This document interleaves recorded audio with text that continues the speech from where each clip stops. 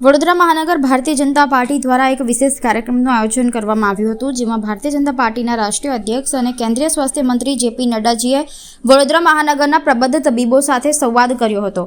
JP નડ્ડાજી રાષ્ટ્રીય પદયાત્રા નિમિત્તે વડોદરા આવ્યા હતા, ત્યારે થોડો સમય કાઢીને વડોદરા શહેરના તબીબો સાથે વિકસિત ભારત 2047ના સંકલ્પને લઈને ચર્ચા કરવા માટે વિનંતી કરવામાં આવી હતી।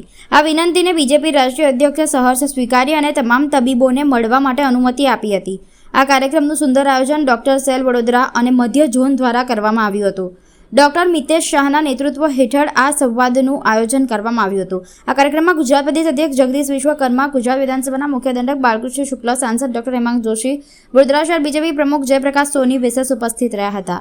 વિકસિત ભારત 2047ના સંકલ્પ સાથે તબીબોના સહયોગથી સ્વાસ્થ્ય ક્ષેત્રે ભારતને કઈ રીતે વધુ વિકસિત બનાવવું તે અંગે ચર્ચા થઈ હતી।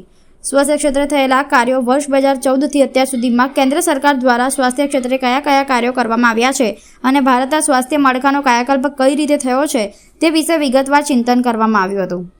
આ મુલાકાતનો હેતુ તબીબી જગતના નિષ્ણાંતોના વિચારોને જાણીને દેશના સ્વાસ્થ્ય ક્ષેત્રની નીતિઓને વધુ મજબૂત બનાવવાનો હતો। મહાનગર ભારતીય જનતા પાર્ટી દ્વારા જ્યારે ભારતીય જનતા પાર્ટીના રાષ્ટ્રીય અધ્યક્ષ અને કેન્દ્રીય સ્વાસ્થ્ય મંત્રી રાષ્ટ્રીય પદયાત્રા માટે વડોદરા મહાનગર ખાતે આવ્યા હોય ત્યારે થોડો સમય વડોદરા મહાનગરના પ્રબુદ્ધ તબીબો સાથે એમણે વિકસિત ભારત 2047ના સંકલ્પને લઈ અને ચર્ચા માટે રાષ્ટ્રીય અધ્યક્ષશ્રીને વિનંતી કરી હતી અને ખૂબ જ સહર્ષ રાષ્ટ્રીય અધ્યક્ષશ્રીએ તમામ તબીબશ્રીઓને મળવા માટેની અનુમતિ આપી અને ડૉક્ટર સેલ વડોદરા અને મધ્ય ઝોન દ્વારા આપણા યશસ્વી અધ્યક્ષ ડૉક્ટર જયપ્રકાશ સોનીજી, ડૉક્ટર મિતેશ શાહજી બંને દ્વારા ખૂબ સુંદર આયોજન તબીબશ્રીઓના સંવાદ માટેનું માનનીય રાષ્ટ્રીય અધ્યક્ષ અને કેન્દ્રીય સ્વાસ્થ્ય મંત્રી શ્રી જેપી નડ્ડાજી સાથે આ રાખવામાં આવ્યું।